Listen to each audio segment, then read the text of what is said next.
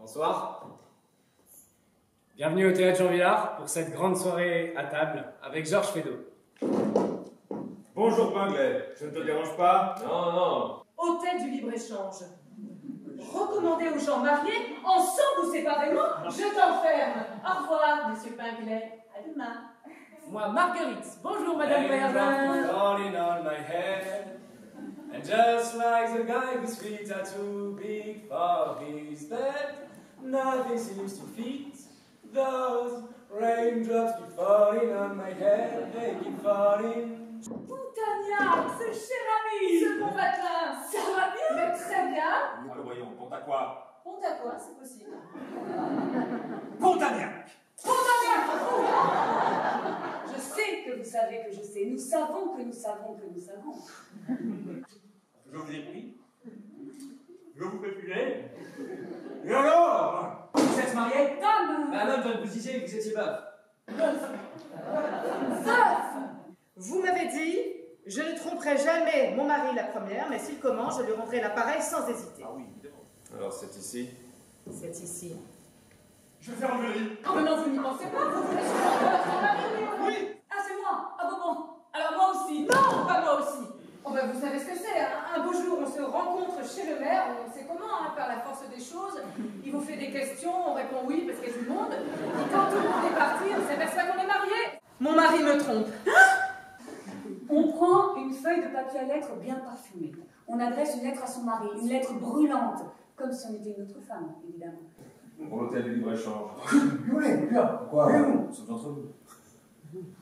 Sur canapé, laissez s'asseoir et se détendre. Versez une larme de Porto, et puis mettez-vous au piano. Jouez Chopin, avec dédain. Mais après les transports, s'il s'endort, alors là, jetez-le dehors. Le second soir, il ne tient qu'à vous d'être tendre. Tamisez toutes les lumières et sans attendre. Jouez la farce du grand amour, dites jamais, dites toujours, et consommez sur canapé. Mais après les transports, s'il s'endort, alors là, jetez-le dehors. Poche ici, et une bouteille à la main. Un animal! À brûler!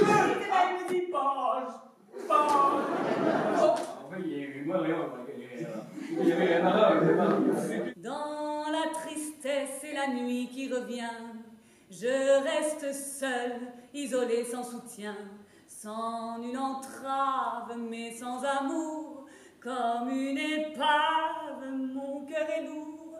Moi qui jadis ai connu le bonheur, les soirs de fête et les adorateurs, je suis l'esclave des souvenirs, et cela me... Come si dice subjugare in francese? Subjugué. Tous ceux qui m'aimaient tant, jadis quand j'étais belle, adieu les infidèles, ils sont je ne sais où, à d'autres rendez-vous. Moi mon cœur n'a pas vieilli pourtant, où sont tous mes amants? À table mes amis! Ce spectacle, il a été imaginé pendant la pandémie. Il s'avère qu'il y a eu le premier confinement. On pensait retrouver le public en septembre. Et on voulait retrouver le public autour de la fête. L'idée qu'il fallait se divertir un peu de cette pandémie, de ce moment qui avait été assez traumatisant, autant pour les équipes artistiques que pour le public. Et on s'est dit, ce serait bien qu'on retrouve le spectateur autour de la comédie. Et on s'est intéressé au vaudeville, parce qu'en fait, on trouvait qu'il y avait matière à fête.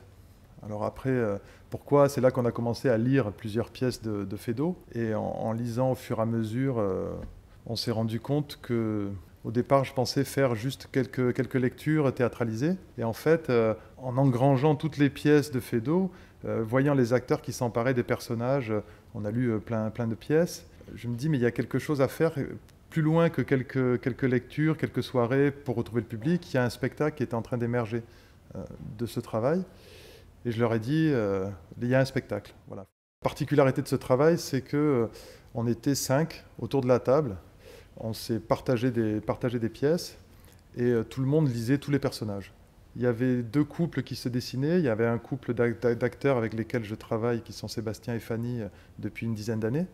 Et puis il y avait un trio d'acteurs avec lesquels je travaille, c'est la deuxième ou troisième création que je fais avec eux. Et il y avait 2 générations, un couple quarantenaire et un couple de tout juste à peine trentenaire, et un jeune, au milieu de ça, une sorte d'amant qui pouvait être un peu venir perturber les 2 couples. Et donc je me suis intéressé à des pièces qui mettent en scène des couples. Et après, j'ai fait une distribution, je leur ai proposé une distribution. On a lu dans ces distributions-là, et au fur et à mesure des répétitions, on a commencé le travail de coupe. C'est-à-dire, ce travail s'est étalé sur une année, sur toute la deuxième année, le deuxième confinement, qui a vu que nos salles étaient aussi fermées pendant 7 à 8 mois.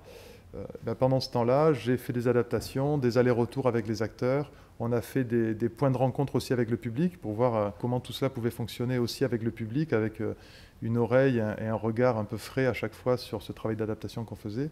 Et ça a été ce perpétuel aller-retour entre les acteurs, les rencontres avec le public, et moi qui retournais aux adaptations pour enlever telle scène, telle scène.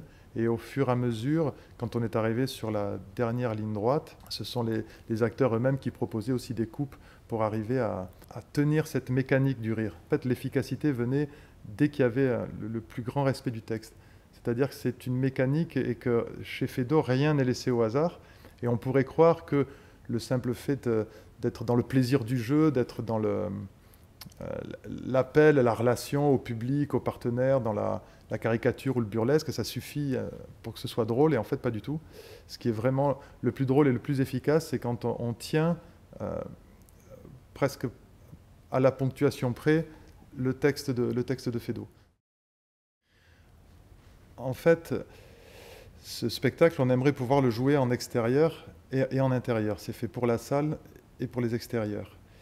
Et quand on est sur les extérieurs, il y a un décor naturel, une lumière naturelle, l'idée de jouer en fin d'après-midi avec soit un soleil couchant, c'est-à-dire que la lumière du jour déclinant, se transformant sur un spectacle de à peu près 2 heures, un peu plus de 2 heures.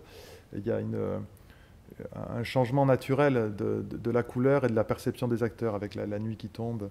Et on s'est dit comment on pourrait arriver à reconstruire ça dans une salle. Et c'est pour ça qu'on a pensé utiliser un cyclo.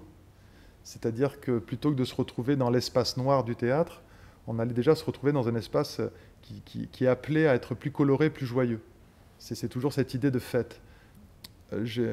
On s'est intéressé, puisqu'il y a une grande table, et l'image est revenue plusieurs fois, l'image de la scène. Et la scène, elle est racontée dans les vitraux, dans les églises. Et on s'est dit, tiens, mais les vitraux, il y a des couleurs très intenses, et c'est le jour qui rentre dans un espace sacré.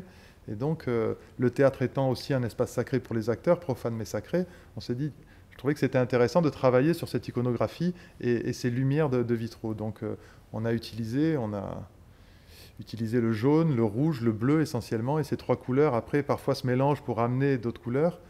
Et entre les pièces, quand on fait des pauses, on essaie de se retrouver sur certaines images qui peuvent évoquer la scène. Avec le répertoire de la compagnie, on est de manière générale, ce que je disais, sur des questions de société. Et tout d'un coup, quand on s'est retrouvé face à Feydeau, ce n'est pas ça qui traite de plein pied, c'est vraiment les relations de couple. Et en fait, il s'amuse, lui, de ses conventions. Et nous, avec la compagnie provisoire, ce qu'on fait, c'est qu'on joue des conventions théâtrales. Et en fait, en rentrant au fur et à mesure dans les répétitions, je me suis aperçu que ce qui était intéressant, c'était de prendre le jeu des conventions de Feydeau, d'y associer le jeu des conventions théâtrales, et en fait de faire des sortes de parallèles tout au long du spectacle qui parfois se fondent, parfois s'éloignent un petit peu, de jouer sur ce perpétuel jeu on va dire, de mise en abîme. C'est ça qui m'a intéressé quand on a commencé vraiment à construire le spectacle. Et je trouve que c'est là... c'est à cet endroit-là que se trouve l'originalité de notre proposition, à savoir que le théâtre de boulevard, le vaudeville, c'est représenté normalement dans des décors et des costumes qui sont plutôt réalistes et assez somptueux, et qu'ici on a pris vraiment tout le chemin inverse, c'est-à-dire pas de coulisses, pas de portes qui claquent et pas de costumes qui viennent raconter les personnages. Mais tout est créé uniquement à la table et avec le jeu et l'intensité de jeu des acteurs.